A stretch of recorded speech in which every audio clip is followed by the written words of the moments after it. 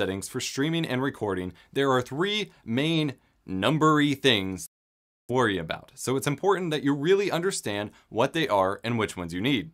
Those numbers are resolution, frame rate, and bitrate. Real quick, for those that don't know what the numbers mean, let's summarize. Resolution refers to the dimensions in pixels of your video feed. This is usually 1920 by 1080 or 1280 by 720, but if you have monitors of different aspect ratios or sizes, your resolution could be different.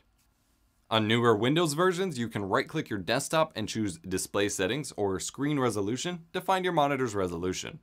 Alternatively, you can create a display capture scene in OBS, and when you choose the monitor, it will tell you the resolution across all your screens on any operating system. When setting your base resolution in the Video Settings tab, this should be either your computer monitor resolution or an input resolution of an external capture card, if you are recording from a console or external video device. Change the scaled resolution setting to be the same as your base resolution, as we will scale for streaming in the output settings later. Choosing frame rate is fairly straightforward, either 30 FPS or 60 FPS. You can choose 25 FPS instead of 30 for better performance if your computer is struggling to stream, but for recording, this would not look very good. 30 FPS is easier to stream and record and will look much better for lower bit rates while streaming. 60 FPS looks a lot smoother for most games and is often preferred by viewers, but it takes a more powerful PC to stream. Next, go over to the Output Settings tab. Here, we will adjust your bit rates for streaming and recording and tweak a couple of advanced settings. At the top of this window, click the drop-down where it says Output Mode and change it from Simple to Advanced. Simple mode may look easier to manage, but those settings don't always work the best, and I just simply never mess with it anymore. Advanced mode makes sure you can set everything perfectly. Ready to follow along? If you set your base resolution to 1080p, you want to check Rescale Output for streaming settings and choose 1280 by 720 or 854 by 480. The lower resolution you choose, the better your video can look for lower bit rates. Think of quality like filling a bowl with water. The width of your bowl is your resolution. The height of the water is your image quality per your bit rate. The smaller a bowl you put your water into, the higher the water and the image quality is. However, if you play games with a lot of text, you may want to focus on 1280 by 720 or 1920 by 1080 if you can push higher bit rates, as that will make the text sharper. I stream at 1280 by 720.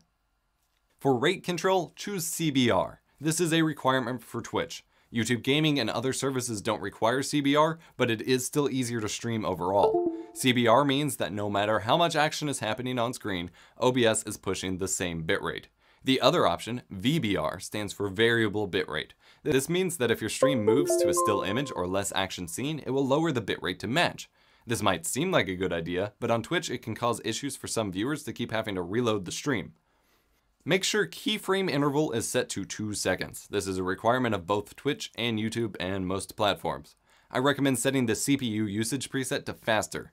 This setting can affect your image quality. The higher you set this, the less CPU usage will be required for the streaming process, but the worse your image quality will get. Lowering this setting will improve image quality, but put a lot more strain on your computer. Profile should be set to main, and tune should be set to none. Leave VFR unchecked, and leave X264 options empty.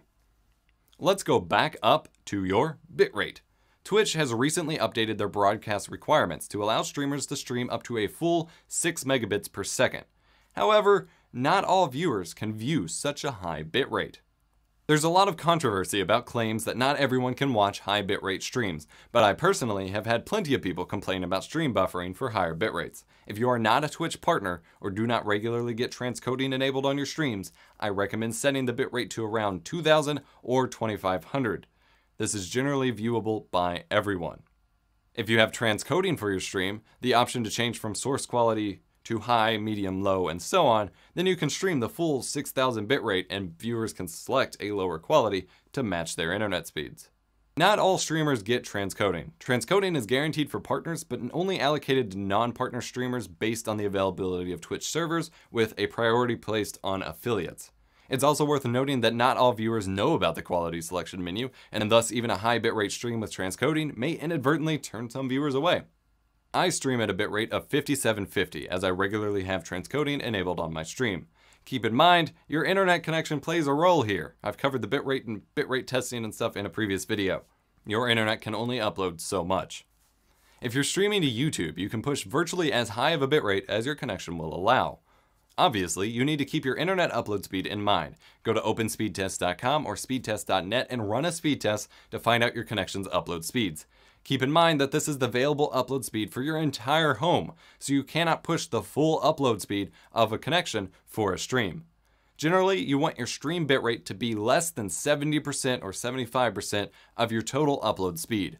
You will also want to make sure that your streaming rig is on a wired Ethernet connection to your router and that nothing else on your network is doing any serious downloading or uploading while you stream. Click the Audio tab. Twitch supports a max audio bitrate of 160.